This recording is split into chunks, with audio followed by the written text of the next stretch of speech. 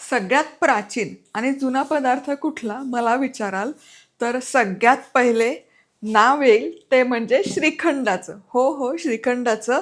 महाभारतामध्ये पण याचा उल्लेख आहे. शिखरणी असं म्हटलं जायचं. नमस्कार, मी मधुरा. मधुराज रेसिपी फूडीमध्ये तुम्हा सर्वांचं खूप खूप खूप मनापासून स्वागत. मस्त चक्का तयार करून त्याचं श्रीखंड कसं करायचं हे आपण आज बघणार आहोत.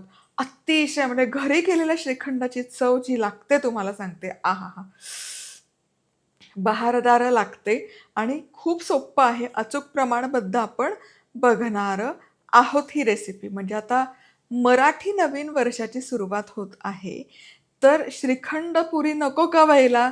चला मग आता आपण दह्यापासून चक्का कसा करायचा ते आधी बघूयात. तर इथे अर्धा किलो मी दही घेतलं. अर्धा किलो म्हणजे 2 कप बरोबर दही बसतं. आता खाली एक खोलगट कुंडा घ्यायचा, त्यावर एखादं असं सुती कापड घालूयात आणि हे अर्धा किलो दही यामध्ये घालूयात. अर्धा किलो दही असेल ना तर त्याचा चक्का पाव किलो पडतो. त्यामध्ये तितकीच पाव किलो साखर जाते. म्हणजे वजनाला जर विचाराल तर अर्धा किलो श्रीखंड घरच्या घरी तयार होतं बघा. आणि किती कमी, म्हणजे कमी खर्चात, कमी त्रासात, काही नाही.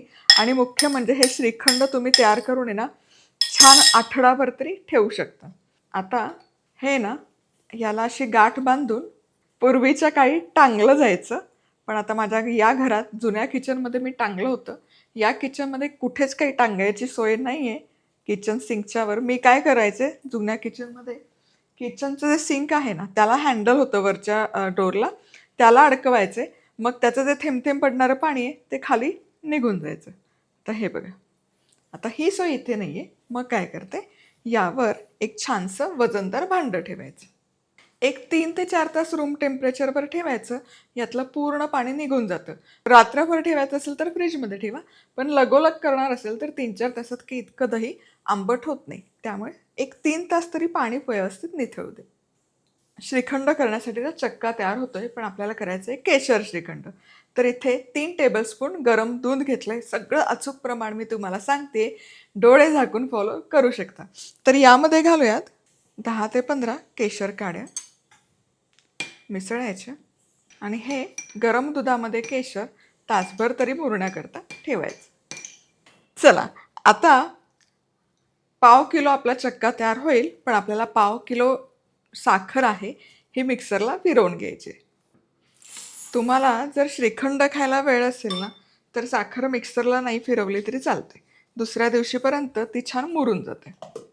पिठी साखर केली की लगोलग मुरतं.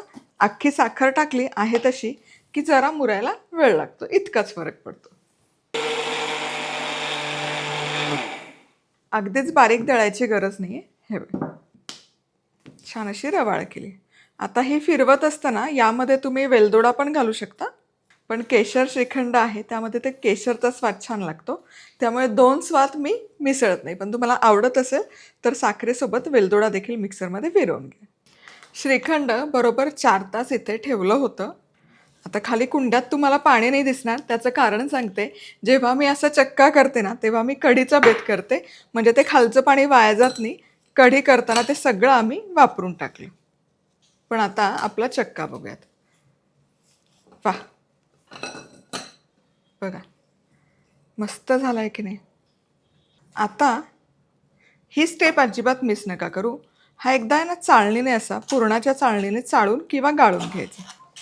पुरण यंत्रातून काढला तरी चालेल. हे बघा, चक्का तयार आहे. कपमध्ये भरून बघितलं तर बरोबर 1 कप भरतो. आता यामध्ये ही साखर घालूयात आणि हे केशरचं दूध जे आपण तयार केलं मिसळायचं, चांगलं फेटून घ्यायचं. काय दिसतंय बघा, इतका सुरेख रंग आलाय. चक्का गाळून घेतला ना की या श्रीखंडाला एक छान ग्लेस किंवा चकाकी येते आणि टेक्स्चर बहारदार होतं बघा. आणि रंग पण बघा, ते केशर दुधाचा किती सुरेख रंग आलाय. आता यामध्ये चारोळी मिसळून घेऊ. आता हे मुरण्याकरता ठेवायचं. फ्रीजमध्ये किमान एक रात्रभर तरी मुरण्याकरता ठेवा. जितकं छान मुरतं तितकं ते घट्ट पण होतं, चवही बहारदार लागते.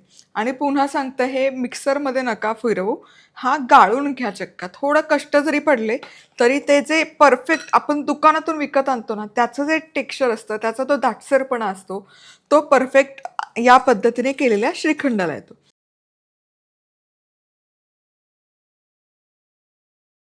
हे फ्रीजमध्ये ठेवलं की आळत जातं, घट्ट होतं, आत्ता जरी सैल वाटलं तरी. पण पुन्हा भेटूयात अशाच कमाल आणि धमाल रेसिपीसोबत. तोवर मस्त राहा, खुश राहा, आनंदी राहा, सगळ्यात महत्त्वाचं खात राहा.